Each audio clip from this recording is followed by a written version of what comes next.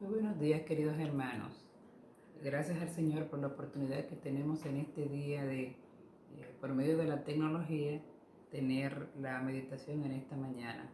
Quiero en este momento comenzar orando y poniendo en manos del Señor este tiempo y que sea de bendición para cada uno de nosotros en este día.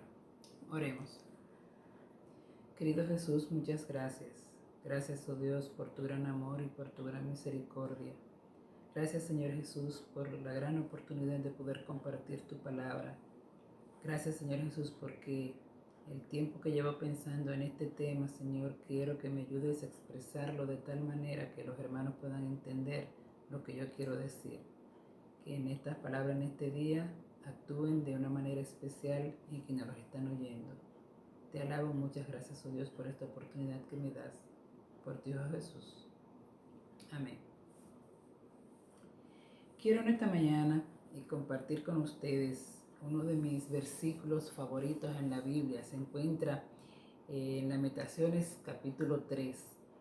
El libro de Lamentaciones es un libro poético, es un libro corto, tiene 5 capítulos. Y este libro siempre se ha dicho que fue escrito por el profeta Jeremías, pero descubrí mientras estaba estudiando para buscar información sobre este capítulo y demás, que realmente se entiende que últimamente que no fue escrito por el profeta Jeremías, ni fue escrito tampoco por una sola persona. Fue escrito probablemente por 5 personas diferentes, más o menos probablemente eran sacerdotes piadosos que estaban muy instruidos en los libros de las leyes y probablemente eh, manejaban perfectamente bien el libro de Jeremías, por eso se parece tanto a Jeremías, como él escribió. Los 5 capítulos de este breve libro forman un acróstico con las 22 letras del alfabeto hebreo, porque como dije anteriormente, es un libro poético. Cada poema, cada capítulo, tiene las 22 letras del alfabeto hebreo.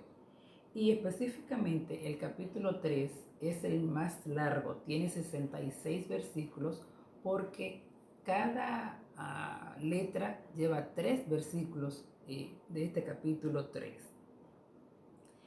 En el capítulo 1 tenemos la primera lamentación. El poeta en esta primera lamentación llora la gran catástrofe desde el punto de vista de una princesa abandonada y que es castigada por sus muchas desobediencias. La segunda lamentación, el escritor expresa su compasión, su pena por el castigo tan duro que Jehová Dios envía a los judíos. Es una ciudad que está destruida por el hambre. Los ciudadanos desfallecen por la sed que están pasando. Las mujeres dicen que se come a sus propios hijos. Los cadáveres están en las calles por todas partes. Entonces, esta segunda lamentación habla de una manera muy gráfica del gran dolor que expresa el escritor, que como dijimos no fue necesariamente el profeta Jeremías. La tercera lamentación, que es el capítulo 3, entonces, el poeta está comparando ahí su propio sufrimiento con el resto de la ciudad. Él ha adoptado el problema de la ciudad como si fuera un sentimiento propio. La cuarta lamentación expresa el dolor por la destrucción del templo de Jerusalén. Ustedes saben que para los judíos este gran templo fabricado por el rey Salomón y por el deseo de su padre David era un gran edificio muy especial donde ellos consideraban que vivía Jehová. Y al destruirle sus símbolos religiosos estaban desmoralizados por completo. La quinta lamentación es un fuerte grito de ayuda, una lamentación de todo el pueblo que le ruega a Jehová para que se acuerde de su pueblo. En este día yo quiero ver específicamente el capítulo 3. Yo creo que casi todo el mundo maneja estos versículos, los versículos del 19 al 23, donde dice: Tan amargo como la hiel es pensar en mi aflicción y mi tristeza, y lo traigo a la memoria porque mi alma está del todo abatida. Pero en mi corazón recapitulo y eso me devuelve la esperanza. Por la misericordia del Señor no hemos sido consumidos. Nunca su misericordia se ha agotado. Grande es su fidelidad y cada mañana se renueva. Por eso digo con toda el alma, el Señor es mi herencia y en Él confío. Versículo 19 comienza diciendo, tan amargo como la hiel es pensar en mi aflicción y mi tristeza. En este versículo, las emociones que aparecen son amargura, aflicción, tristeza. Muy parecida a la que nosotros hemos manejado en estos días, producto de la cuarentena y de la pandemia. Por eso creo que podemos entender perfectamente los pensamientos de desesperanza y depresión y desánimo que el escritor está expresando en este versículo. Dicen que las emociones son el producto de los pensamientos que tenemos. Entonces, evidentemente, pensando en esta expresión, el profeta o el escritor describe que sus sentimientos de amargura son como la hiel. La hiel no es un alimento, pero se compara cuando una cosa es muy, muy amarga, se le compara a la hiel por lo malo, el desagradable sabor que tiene. Entonces ya sabemos cómo se siente el escritor en este momento. El versículo 20 sigue diciendo entonces, y lo traigo a la memoria porque mi alma está del todo abatida. Dice este versículo entonces que la aflicción y la tristeza enfermaron su alma. Cada uno de esos pensamientos lo llevaron al fondo del sentimiento, lo que nosotros conocemos la depresión profunda, como dicen los psicólogos. Ya no tenía nada que hacer, ya no sentía deseos de hacer nada. Eso le provocó inactividad. El que está en esa condición no piensa correctamente, por lo tanto, no percibe a Dios en su vida. En este capítulo 3 por completo vamos a ver diferentes emociones y sentimientos que estaba viviendo este país en emergencia, así tal cual como podríamos describir nosotros en este momento también. Los versículos del 1 al 6 muestran desesperación porque el pueblo percibe erróneamente que Dios está en su contra y que por Dios Él está provocando todo este mal. Los versículos 7 al 11 y conjunto con el 18 muestran temor. El pueblo siente temor por todo lo que está sucediendo. Hay hambre, hay guerra, hay sed, hay destrucción. Nadie entra, nadie sale, nadie tiene la posibilidad de cambiar la situación en que están, porque están en un estado de sitio, están completamente atrapados en su propia ciudad, bajo la destrucción del enemigo. Los versículos 19 y 20 que ya hemos visto, entonces expresan pesar, porque la gente siente la impotencia ante la obra de Dios, ante lo que está pasando. Ellos entienden, ellos saben que Dios ha permitido todo eso. Entonces, al igual que el profeta Jeremías, en los primeros versículos de este capítulo, las diferentes situaciones de la vida que la vida nos presenta a nosotros también nos provocan desesperanza, nos provocan temor y pesar, y así percibimos a Dios de la misma manera errónea como también el profeta está percibiendo a Dios en ese momento. Aunque manifestamos y confesamos confianza en Dios, muchas veces consideramos que los diferentes eventos naturales de la vida, como las enfermedades, terremotos, pobreza, sufrimiento y probablemente hasta la misma muerte, son el juicio de Dios y que Dios es muy severo y muy duro con nosotros. Hasta le ponemos de nombre como pruebas, como que eso es algo que tenemos que atravesar nosotros.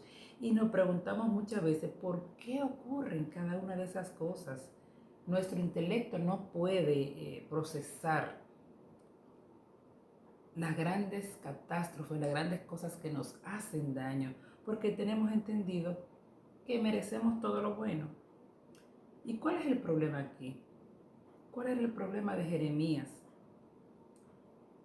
El problema que yo veo es que estamos teniendo y estamos buscando a Dios de manera errada, de manera incorrecta. La percepción que tenemos de Dios no es la que Dios quisiera que tuviéramos de Él. Dios no es la causa de la aflicción de la gente. Dios no es una bestia salvaje que está esperando a morder a la gente.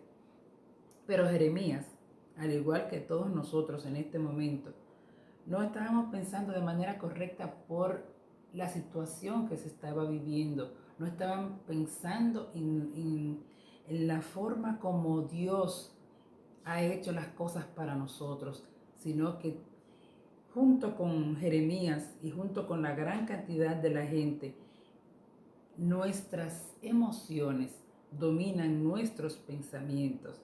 Entonces, si tenemos emociones de dolor y de desesperación, nuestros pensamientos se van a traducir en eso mismo. La percepción que tenemos de Dios es que las bendiciones son comodidades, las diferentes comodidades que nos ofrece el mundo. Por eso, cuando las cosas no van bien, según nuestra perspectiva, entonces la imagen de Dios se distorsiona y nuestros sentimientos y nuestros pensamientos son de depresión y son destructivos. Cuando seguimos viendo estos versículos, en el versículo 21, el escritor dice: pero mi corazón recapacitó y eso me devuelve la esperanza. Por la misericordia de Jehová, dice el 22, no hemos sido consumidos, porque nunca decayeron sus misericordias. Nuevas son cada mañana, grande es tu fidelidad. ¿Qué cambio ahora? Primero, el escritor muestra una gran desilusión, una gran desesperanza, una gran tristeza, agonía. Pero inmediatamente dice: mi corazón recapacitó. Entonces cambia. ¿Es que cambiaron las circunstancias de Dios? ¿Es que cambiaron las circunstancias del escritor, de Jeremías? No, pienso que lo que cambió fue la percepción de ver a Dios, de acuerdo a las emociones que ya estaba sintiendo, porque dice que su corazón recapacitó. Los versículos más brillantes de las 5 lamentaciones que presenta este libro son los versículos 21, 22 y 23, porque expresan esperanza. La palabra esperanza en este momento la estamos viendo en comerciales, en lo que cantan los artistas, en lo que la gente, los políticos están exhibiendo. La palabra esperanza, pero la palabra esperanza basado en lo que va a venir, en lo que podemos hacer por cambiar las circunstancias. Mas sin embargo, el profeta, la percepción del profeta es la correcta. Es que por la misericordia del Señor, los eventos de la vida no deben determinar lo que somos. Dios determina quiénes somos. Y dice su palabra en 1 Pedro, el capítulo 12, versículo 10, dice que somos el pueblo de Dios. Ustedes no eran antes mi pueblo, pero ahora son el pueblo de Dios. Antes no habían recibido misericordia, pero ahora ya han recibido misericordia. Las misericordias de Dios no somos nosotros ni por las cosas que nosotros hagamos. Es la misericordia de Dios que nos hace cambiar la percepción que tenemos de Dios y de los eventos de la vida. Esta fue una de las cosas que Jeremías recordó. Recordó que sin importar lo derrotados que estaban, sin importar que los eventos que estaban viviendo los habitantes de Jerusalén y Judá, que eran frustrantes y angustiosos, aún no habían sido completamente consumidos. Todavía quedaba un remanente, y un remanente con promesa de restauración. Donde quiera que Dios deja vida, Él deja la esperanza. Incluso en la severidad de la corrección que sufrió el pueblo de Dios con toda la catástrofe que sufría, hubo evidencia de su misericordia. Hubo un gran consuelo al darse cuenta de que el afecto tierno de Dios no se había gastado por completo. Estas misericordias eran nuevas cada mañana. Nuevas son cada mañana. Y esta es la lección que yo quiero dejarles en este día. Cada día el amanecer le da a la humanidad esperanzas en nuevas y frescas misericordias y por la compasión de parte de Dios. Necesitamos un suministro constante y Dios ha prometido dárnoslo sin falta cada día. No importa cuán malo fue el día anterior, el pueblo de Dios puede mirar a la nueva mañana con fe y esperanza. Estas misericordias son siempre nuevas porque provienen de Dios. Cada mañana termina la noche. Cada mañana trae un nuevo día. Cada mañana trae una nueva provisión para ese día. Cada mañana trae nuevo perdón para nuevos pecados. Cada mañana trae nueva fuerza para nuevas tentaciones. Cada mañana trae deberes para cumplir. Cada mañana tiene pruebas que superar. ¿Cómo vamos a lograr esa esperanza? Porque grande es su fidelidad. Eso es lo que dice el versículo 23. Porque grande es tu fidelidad.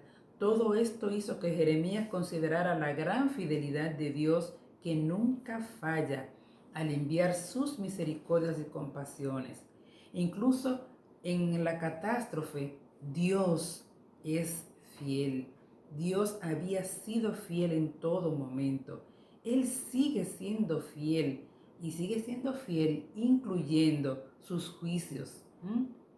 Dios siempre se ha mantenido en su promesa independientemente de que nosotros elegimos desobedecer.